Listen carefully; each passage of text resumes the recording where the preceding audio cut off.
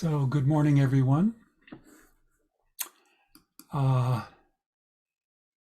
going to talk a bit about the theme this week, which is language, how we language our experience, but I'm going to talk about it a little more academically. So the title of my talk is Language is Cultural. And I'm going to quote from David McMahon's new book, Rethinking Meditation.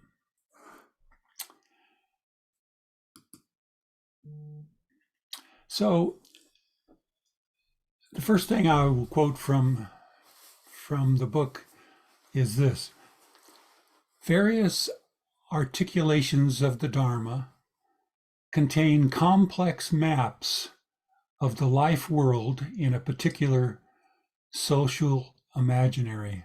Now, that's a lot.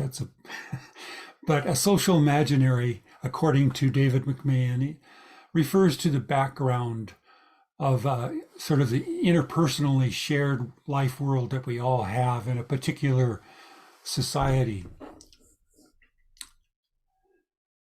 So, going on with this quote, in this way, inchoate and unconscious impulses, impressions, and notions emerge into consciousness to take the shape of available categories in the traditions and the already available ways of understanding, the ways we have of understanding within our own culture.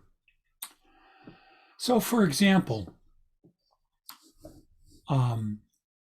on Sunday, a meditator, I hope she doesn't mind my sharing this, but a meditator shared that she observed some black blobs which had a lot of clarity moving across her inner vision while meditating. In some traditions, that experience might be attributed to something like a demon or some sort of external force. But of course, in our tradition, we take for granted that this was an internally generated experience, and we pay close attention to the conditions under which that visualization arose, that's the specific visual appearance, and what feelings might be associated with them. So going back to McMahon, here's continuing the quote: the various narratives of progress, maps of the path, models of enlightened persons, and instructions all constitute templates that shape how meditation works in configuring consciousness.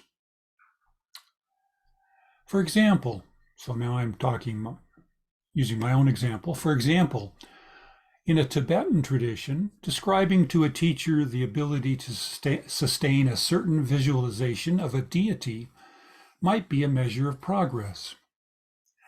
In Zen, a description of a sudden non-conceptual state of insight might be a measure of progress. I had the experience of doing a fairly brief retreat in Thailand, where the monk who interviewed me asked what percentage of time I was spending thinking. And I said, about 50% of the time. Well, he said, when I reached 25% of the time thinking, he would give me a new meditation instruction and I would go on to something more advanced. In our experience, in our approach, we do not set up any measures of progress. We take each experience that we have and validate it as important. Going back to McMahon's quote, these templates guide meditators toward attending to certain features of their experience, interpreting their significance, categorizing them in certain ways, and acting on them according to prescribed purposes. For example, In the Rinzai school of Zen, only experiences relevant to the koan a student is working on are considered relevant. Other experiences, even very vivid ones, may be considered makyo or extraneous and wouldn't be talked about or even brought, reflected on. And finally, going back to McMahon, I quote, and they simply may not notice what is not on a particular map. For example, in our approach, we pay close attention to how a particular experience of calm might develop using language like a transition, what came before, what came after, where in another tradition, no notice or language might be given to any of those aspects. In our approach, we might use the word restless to describe a particular physical or mental state and be encouraged to elaborate how that restlessness plays out. In a more traditional setting, restlessness is one of the 5 hindrances and is something to be avoided or controlled. So no further, articulation of that experience would be measured or encouraged. In our culture, we have access to a lot of neuroscientific terms like amygdala or trauma or being triggered. And in another culture, they would have no access to those terms and might describe a particular experience of strong emotion much differently. We don't use the term bondage in describing, say, a delightful memory of taking a walk in the forest, but in an early Buddhist tradition, that memory might be described as an example of the bondage we still have to the world of samsara. Our language of time passing in meditation, in our approach, because we're encouraged to meditate in a comfortable posture, and if we have pain or tension, we can make a quick adjustment in our position. So, in reflection, our meditation experience probably has a lot less concern, or time is a lot less prominent.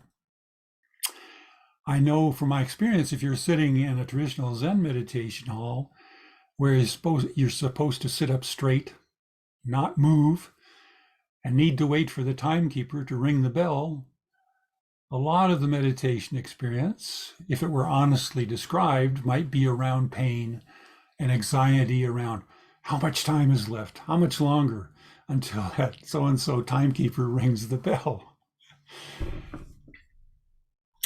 Finally, think of some of the descriptive terms we use that other cultures would not have access to. Terms like feministic, non-binary, climate grief, PTSD, and so on. So none of those terms would be available to use in describing a particular meditation experience. I'm going to stop there. Thank you for listening.